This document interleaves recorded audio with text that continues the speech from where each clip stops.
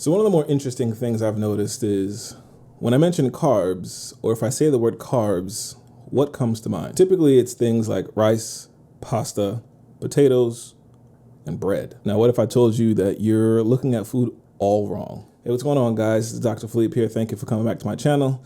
And today I wanted to talk about carbs and why you're looking at them wrong. Honestly, this is very important, especially for folks with type 2 diabetes, prediabetes, insulin resistance, metabolic syndrome, etc.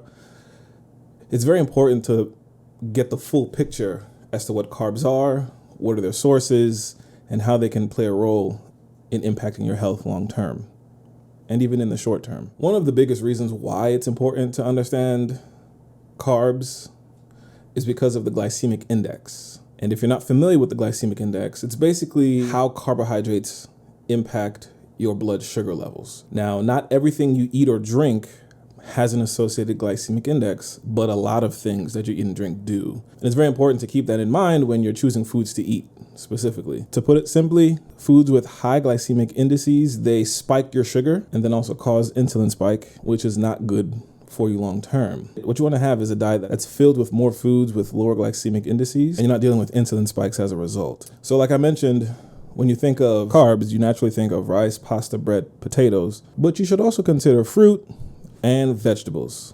Now, specifically vegetables or non-starchy vegetables have a really low glycemic index. And so those types of foods don't significantly increase your blood sugar levels. And so it makes it healthier for you long term. So things like leafy greens, broccoli, cauliflower, cabbage, cucumbers, bell peppers, zucchini, green beans, asparagus, celery, etc. Those types of foods with low glycemic index, they don't raise your sugar very high. They're also higher in fiber. They slow digestion, also helping your sugar stay regulated throughout the day. They're packed with vitamins and minerals. It makes them an overall healthy choice. So what is a carb? Well, truthfully, they're looked at in two specific categories. You have your simple carbs and your complex carb. And we naturally use carbs for energy in our bodies for different processes. Simple carbs are digested relatively quickly and provide your body with quick bouts of energy. But as a trade-off, they also cause your blood sugar to spike. So things like sodas,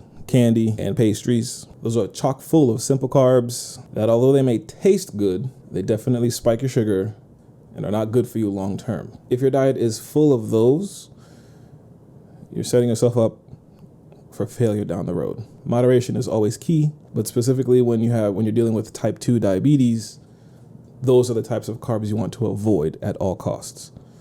Whereas if you're looking at complex carbohydrates, those essentially take longer to digest and they provide your body with a steady state of energy and they don't cause a spike in your sugar. So those are things like whole grains, vegetables, legumes, etc. Eating more of those helps you feel full and satisfied.